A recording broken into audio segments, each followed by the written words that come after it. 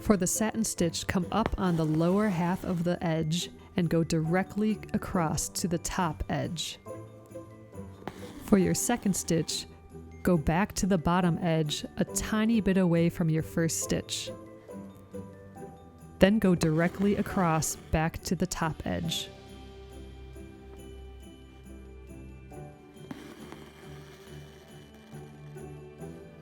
Continue to make vertical stitches across your shape. Remember to always start on the bottom edge and end up on the top edge.